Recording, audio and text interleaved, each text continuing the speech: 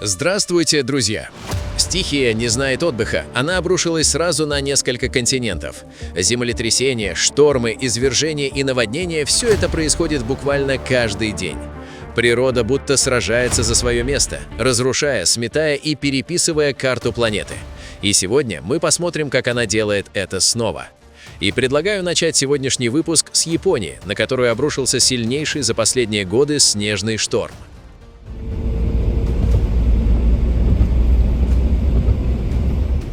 Японский остров Хоккайдо оказался во власти мощного снежного шторма, вызванного быстро усиливающейся областью низкого давления.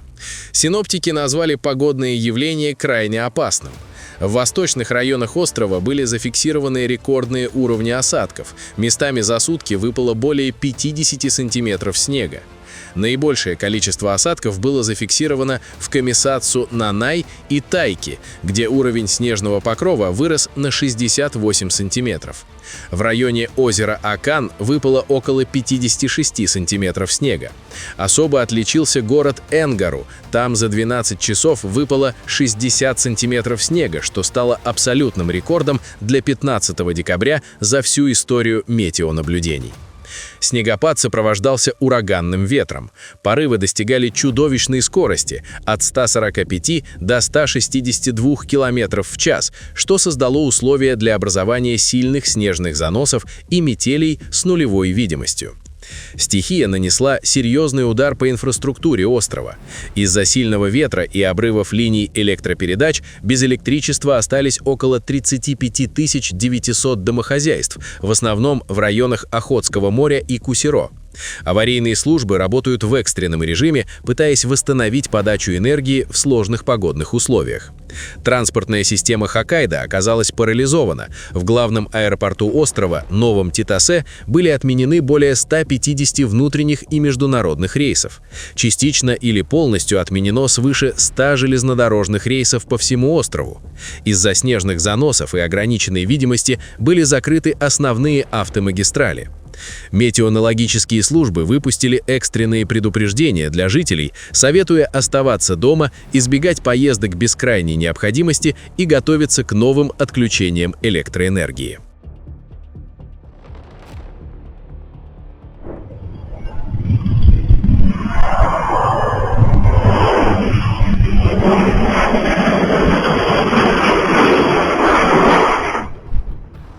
Страшная авиакатастрофа произошла вблизи международного аэропорта имени Адольфо Лопеса Матеуса в городе Толуки в Мексике. Частный бизнес-джет терпел крушение при подлете к аэропорту. Согласно данным службы гражданской защиты штата Мехико, самолет выполнял рейс из популярного курортного города Акапулько, штате Геррера, в Толуку. На его борту находились 10 человек, 8 пассажиров и 2 членов экипажа. Трагедия произошла, когда самолет заходил на посадку. По неустановленным пока причинам, воздушное судно рухнуло на землю в промышленной зоне, расположенной недалеко от аэропорта. Местные власти и экстренные службы немедленно прибыли на место происшествия. По предварительным данным, погибли 6 человек. Судьба остальных 4, находившихся на борту, не уточняется. Авиационные власти Мексики проводят детальное изучение обстоятельств, которые могли привести к крушению самолета.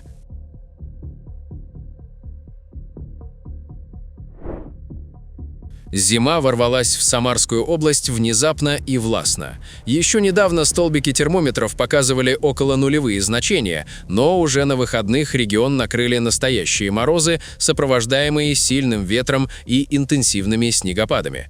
Основной удар стихии пришелся на субботу и воскресенье. Температура стремительно опустилась ниже отметки минус 10 градусов Цельсия, а в сочетании с пронизывающим ветром холод ощущался еще сильнее. Особую опасность представлял сильный ветер, порывы которого составляли 17-22 метра в секунду.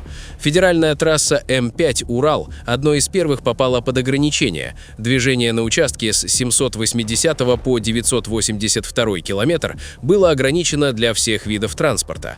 Под действие ограничений попали Сызранские и Ставропольские районы, а также города Сызрань, Жигулевск и Тольятти. Движение было полностью восстановлено только спустя 11 часов.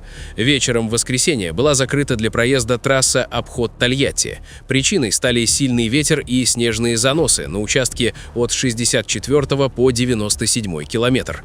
Для расчистки и приведения дороги в нормативное состояние к работам привлекли дополнительную спецтехнику. Первый серьезный снегопад декабря и пугающие прогнозы синоптиков заставили все службы перейти на усиленный режим работы. Непогода затронула не только автомобильные, но и водные пути сообщения. Из-за сложных погодных условий на Волге Самарское речное пассажирское предприятие было вынуждено в понедельник отменить утренние рейсы паромной переправы между Самарой и Рождественским. Это создало дополнительные неудобства для жителей, регулярно пользующихся данным маршрутом. Друзья, если вы хотите быть в курсе самых важных событий и не пропускать наши выпуски, подпишитесь на канал. Так вы точно не пропустите ничего важного.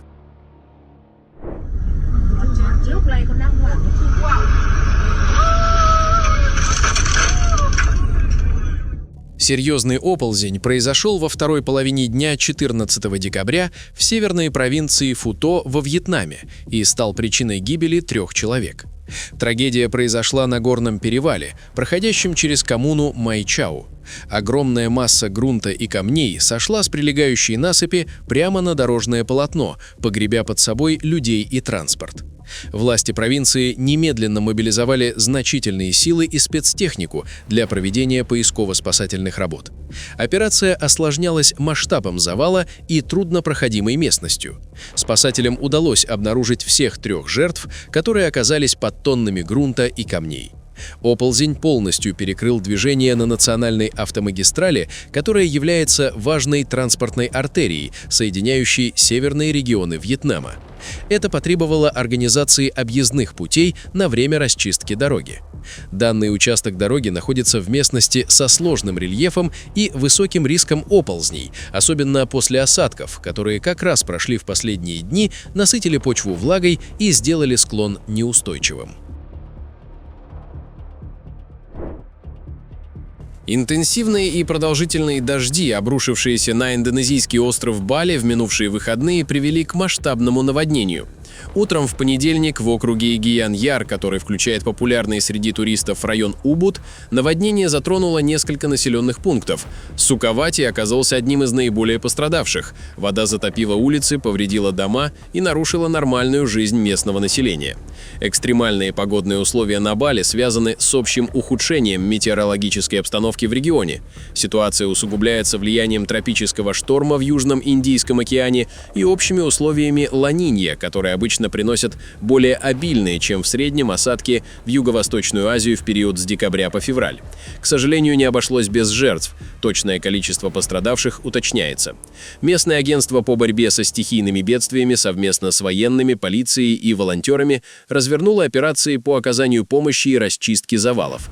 Туристам и жителям настоятельно рекомендуется избегать затопленные дороги и не пытаться их преодолеть. Это может стоить жизни.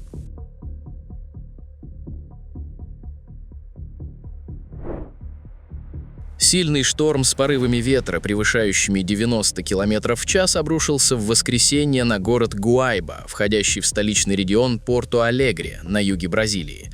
Главным символом разгула стихии стало падение 24-метровой копии статуи Свободы, которая была установлена на парковке возле одного из гипермаркетов крупной розничной сети «Хаван». К счастью, парковка в момент обрушения была почти пуста и никто не пострадал. Падение статуи стало одним из проявлений силы бушевавшего шторма. По всему региону повалены деревья, зафиксированы перебои с электроснабжением и локальные наводнения. Представители компании «Хаван» в своем официальном заявлении подчеркнули, что безопасность является их приоритетом, и начали внутреннее расследование точных причин инцидента. Реплики статуи Свободы — это визитная карточка гипермаркетов «Хаван» по всей стране. Каждый из них имеет стандартизированные размеры. Инсталляция в Гуайбе была установлена в 2020 году и является частью архитектурного проекта филиала. Как заявили в компании, сеть магазинов придерживается строгих протоколов технического обслуживания и безопасности этих сооружений.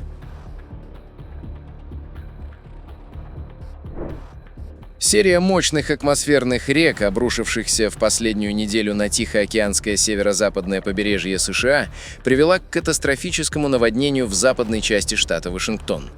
Город Оберн оказался в эпицентре стихийного бедствия.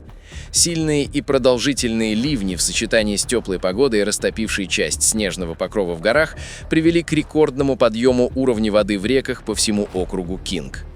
Уровень воды в реке Грин достиг критической отметки, что заставило власти выпустить экстренное распоряжение об эвакуации.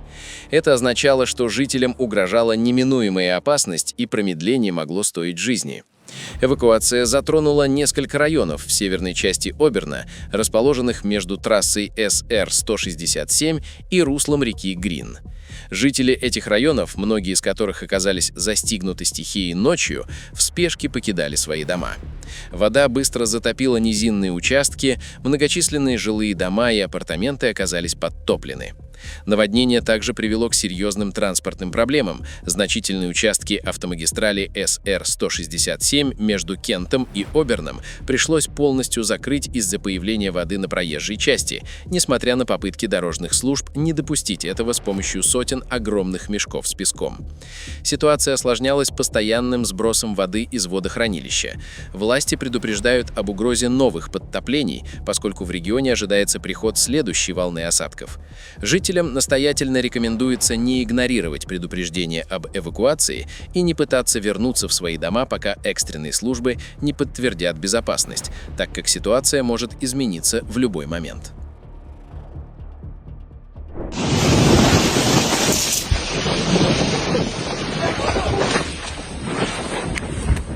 Серия сильных гроз, сопровождавшихся ливнями, крупным градом и шквалистым ветром, обрушилась в воскресенье на аргентинскую провинцию Катамарка.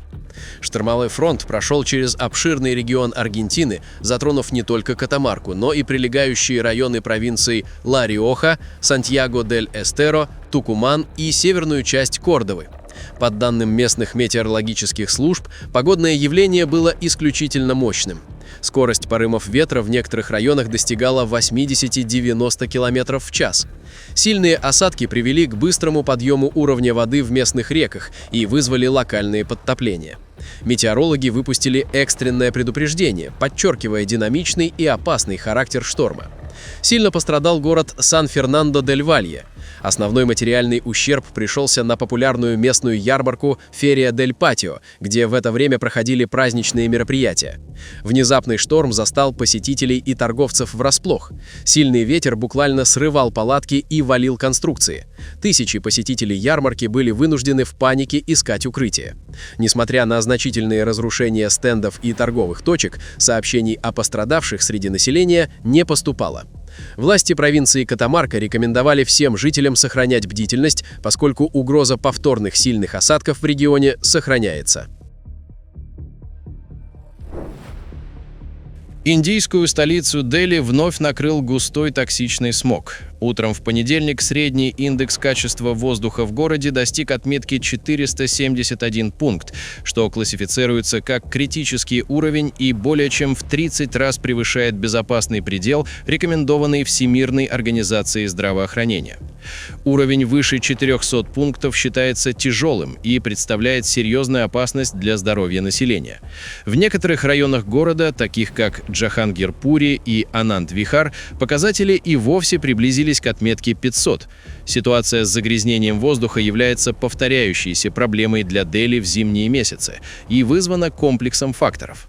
Низкая скорость ветра, высокая влажность и падение температуры создают условия для образования плотного смога, который удерживает загрязняющие вещества у поверхности Земли. Основными факторами загрязнения являются выбросы от транспорта, промышленных предприятий, а также сезонное сжигание сельскохозяйственных культур на прилегающих территориях соседних штатов. Власти ввели полный запрет на движение в столичном регионе дизельных грузовых автомобилей. Все строительные и демонтажные работы, а также деятельность камнедробилок, кирпичных заводов и горнодобывающих предприятий была приостановлена. Школы в Дели и прилегающих районах перевели занятия в онлайн-формат для большинства классов. Жителям, особенно уязвимым группам, настоятельно рекомендовано оставаться дома, избегать физической активности на свежем воздухе и использовать маски при необходимости выхода на улицу. В воскресенье утром город Хасаб, административный центр провинции Мусандам в Омане, накрыли сильные ливни. По данным метеослужб, интенсивность осадков в Мусандаме составила до 25 мм за сутки, что привело к внезапным паводкам, переполнению сухих русел рек и наводнениям в низинных районах. Дожди сопровождались сильными нисходящими ветрами скоростью до 64 км в час на побережье Оманского залива. Прошел шторм, волны при этом достигали 1,5–2,5 метров, что привело к приостановке морских экскурсий, дайвинга и рыболовства в районе фьордов Хасаба. В целях безопасности все школы в провинции Мусандам перешли на дистанционное обучение. Несмотря на масштабы разгула стихии, о пострадавших не сообщается. Тем не менее, власти настоятельно рекомендуют жителям и туристам избегать затопленные районы. Обширный фронт низкого давления, ставший причиной сильных осадков, по прогнозам Национального центра раннего предупреждения, будет определять погоду в султанате Оман до 20 декабря. Серьезный инцидент, который мог привести к катастрофе, произошел в минувшие выходные в проливе Пьюджет-Саунд, недалеко от паромного терминала Мукилтео. 30-метровое судно без освещения и экипажа бесцельно дрейфовало в опасной близости от оживленного причала.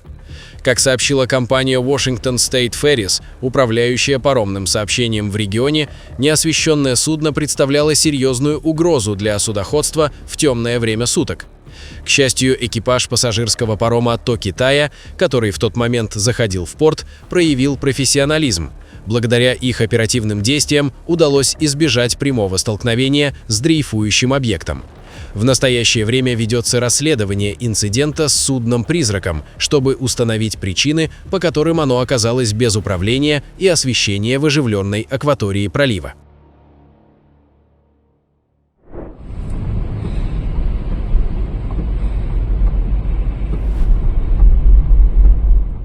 Сильные дожди, обрушившиеся в выходные на центральные регионы Саудовской Аравии, привели к значительному наводнению в провинции Аль-Маджмаа.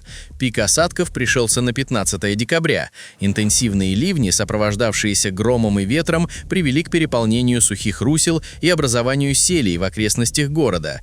К счастью, серьезных разрушений инфраструктуры или жертв не зафиксировано. Тем не менее, целый ряд автодорог оказался затоплен, из-за чего возникли перебои в движении транспорта и произошло несколько ДТП.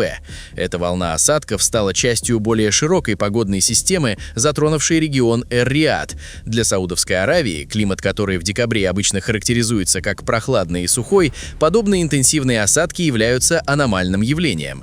Власти и экстренные службы региона Эр-Рияд и провинции Аль-Маджмаа были приведены в состояние повышенной готовности. В некоторых районах, в том числе в столице, власти в целях безопасности отменили 16 декабря все занятия в школах и университетах. Густой туман, окутавший обширные районы пакистанской провинции Пенджаб, стал причиной многочисленных дорожно-транспортных происшествий и серьезных нарушений транспортного сообщения в районе города Лахор.